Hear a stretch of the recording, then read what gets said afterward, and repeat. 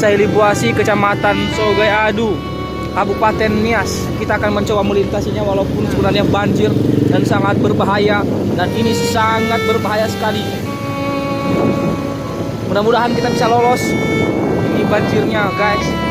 Ini tadi ada beberapa lokasi lagi, tadi sebenarnya ada sekitar 3 lokasi tadi sudah kita lewati, dan ini yang terakhir. Dan kita nggak tahu apakah di depan masih ada lagi nanti, guys.